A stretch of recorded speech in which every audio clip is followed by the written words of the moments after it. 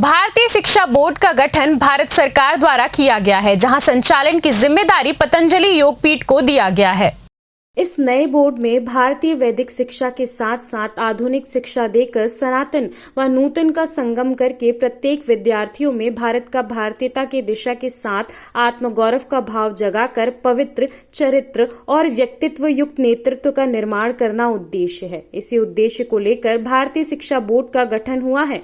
आगामी 18 अप्रैल को बिलासपुर में और 20 अप्रैल को राजधानी रायपुर में एक संगोष्ठी का आयोजन किया जा रहा है, जहां छत्तीसगढ़ के संपूर्ण स्कूल संचालकों को निमंत्रित किया जा रहा है और इस भारतीय शिक्षा बोर्ड से जोड़ने की कवायद होगी, जिसमें भारतीय शिक्षा बोर्ड के राष्ट्रीय अध्यक्ष डॉक्टर NP सिंह मौजूद होंगे।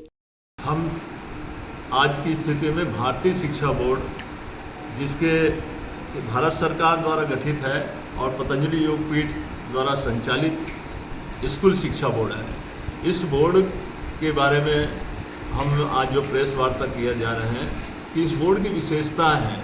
हम भारतीय शिक्षा बोर्ड को केंद्र सरकार द्वारा संबद्धता प्राप्त हो गई है। राज्य सरकार द्वारा भी 29 मार्च को उनको पारित कर दिया गया है, बहुत जल्दी आदेश होने वाला है। और भारतीय शिक्षा बोर्ड के तहत हम बच्चों में वैदिक ज्ञान से लेकर आधुनिक ज्ञान की शिक्षा इसमें समावित है।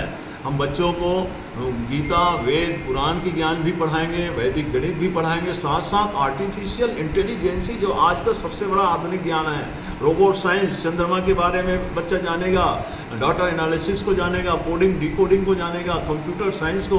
पहली कक्षा से ही हम संस्कृत और अंग्रेजी को दे रहे हैं। नर्सरी कक्षा में संस्कृत को, जो कि आज वास हो गया है, उसको इसमें दे रहे हैं। बच्चा जो है अपने हिंदी, अंग्रेजी और संस्कृत तीनों भाषाओं को जानेगा, साथ साथ वो क्षेत्रीय भाषाओं का भी उनको ज्ञान होगा। जी, कितने स्कूल जुड़ेंगे भारतीय शिक्षा बोर्ड? भारतीय शिक्षा बोर्ड का उद्देश्य 1 लाख स्कूलों को पूरे देश में एफिलिएशन कराने का है। उसमें प्राथमिक, middle, high school, higher secondary चारों स्तर का हम स्कूल को एफिलिएशन करने जा रहे हैं।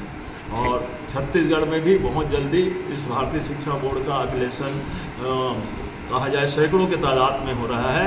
और अभी 20 तारीख को और 18 तारीख को बिलासपुर में और 20 तारीख को रायपुर में समता colony Maharaja Agrasen international college में इसकी संगोष्ठी हो रही है, जिसमें डॉक्टर NP सिंह जी, जो पूर्व रिटायर्ड IAS हैं, वो इस बारे में मुख्य वक्ता रहेंगे। माननीय महापौर महोदया श्रीमती मीनल चौबे जी इसकी मुख्य अतिथि रहेंगी। साथ साथ हमारे सारे कहा जाए कि विद्वज्जनों को बुलाया गया है, जिसमें रविशंकर विश्वविद्यालय के कुलपति जी भी रहेंगे, साथ में हमारे DOs हैं। CCN शार्क न्यूज के लिए ब्यूरो रिपोर्ट।